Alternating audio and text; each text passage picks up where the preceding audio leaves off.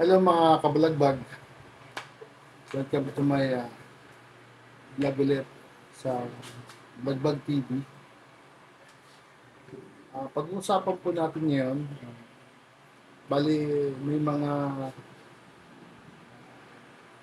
kapitbahay ako, mga kilala ko na gusto mag-abroad din. Bata pa sila. Siguro mga 24, around ganun, to 30. Para ano, mga karamihan babae sila. Gusto silang mag-DH. Which is, okay lang naman. Kaya lang, sabi ko, ang BH kasi, for pag-abroad, in general na po, na pag hindi ka 100% na sure, huwag ka nang tumuloy kasi nanguna kalaban mo yan homesick. Although ang DH kasi, wala kang gastusin halos. Kasi sagot na ng mga agency yun. Yun naman kalakaran ngayon sa akin.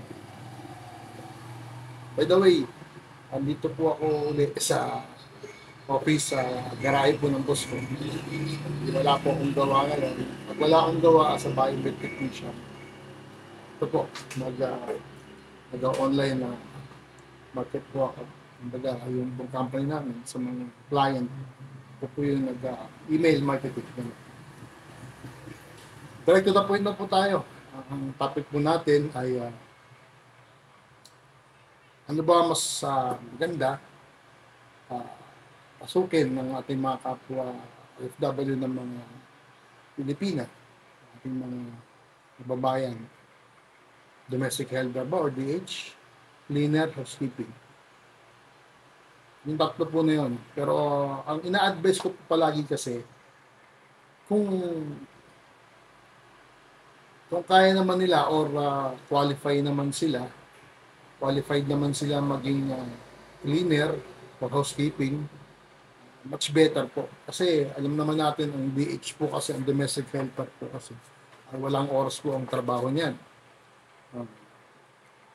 Gabi na matutulog. Lalo ngayon, Ramadan po ngayon. Ramadan po sa Middle East, Arab country. Yun po, ang kain po nila, paglubog ng araw, gabi na. Siyempre, mahihintang ulo yun pag umaga kasi hindi makakain niya. Sorry po ulit kasi may mga dumadaan. Medyo maingay po. Yun po ang sinasabi ko sa kanila palagi, lalo yung mga batang aalis. Kung hindi sila nakapag-graduate ng college, mag-cleaner lang sila or mag-housekeeping. TESDA sila. Diba? Housekeeping na TESDA. Pagka-cleaner naman, minsan naman hindi naman hinahanapan ng certificate ng housekeeping ng TESDA pag cleaner. Kasi ang cleaner kasi pwede sa hospital, pwede sa restaurant establishment, mga buildings. Yan. Kasi 8 hours lang naman ang cleaner o housekeeping. Hindi katulad sa domestic helper na walang oras po dyan. Nakakalungkot po kasi isipin na mga kababayan po natin DH, karami walang oras po yan. Tutulog ng late na rin na, sigising ng umaga.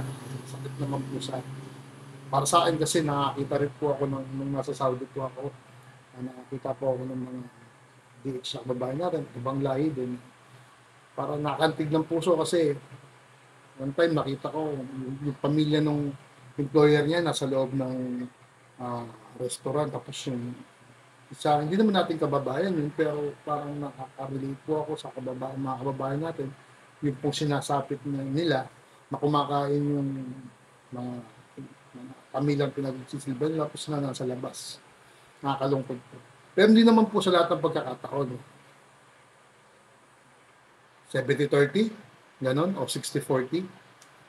Yun po ang ratio para sa akin na mabigat po ang maging DH kasi alam po natin na household lahat po. Baga, anything or everything under the sun na gagawin po nila as a household worker sa loob ng bahay. Minsan sa labas pa. Nakakalungkot. Nadi-disgrasya pa. Pinapanalangin po palagi na wala na po sanang nangyaring ganon. Saktan o sawi sa ating kababayan, hindi lang sa, maging sa ibang mga lahi. Nakakalungkot po ganun.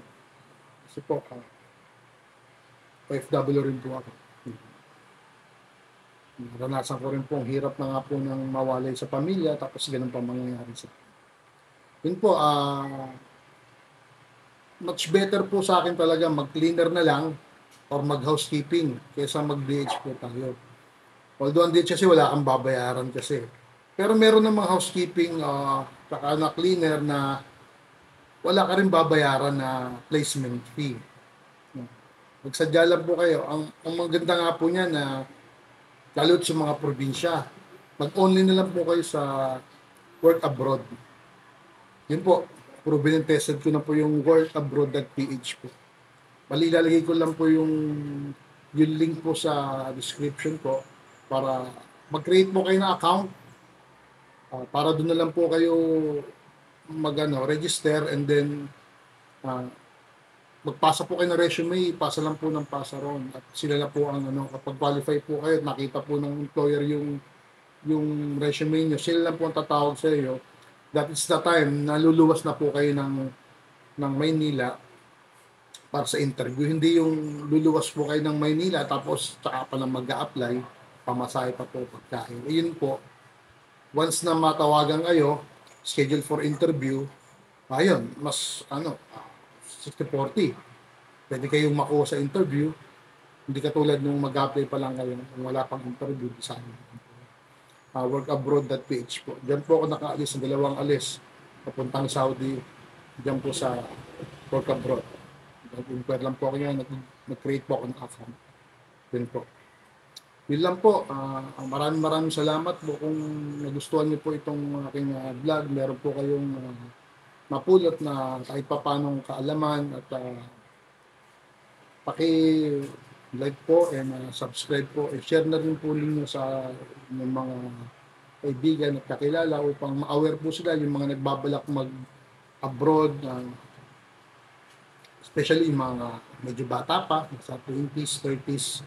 Yun po, kung kaya po nating mag-apply ng cleaner, janitorial, or housekeeping, yun lang po apply natin. Huwag na po yung DH kasi po DH po kasi mas matrabaho, walang oras po.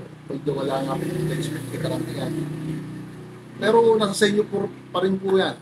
Ako po ay ang sa akin lang po yung akin pong malalaman o opinion.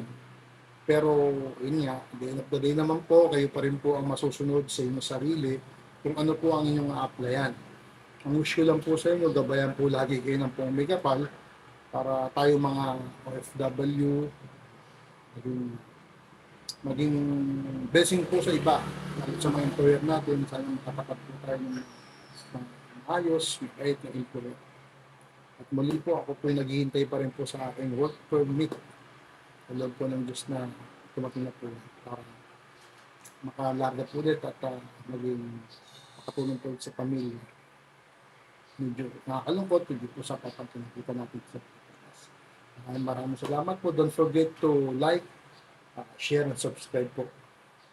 Mga ka-vlog-bag. Palagi po sinasabi, mangarap, magplano, tumaksyon. Number 1, manalangin po tayo palagi. Maraming salamat po and God bless po.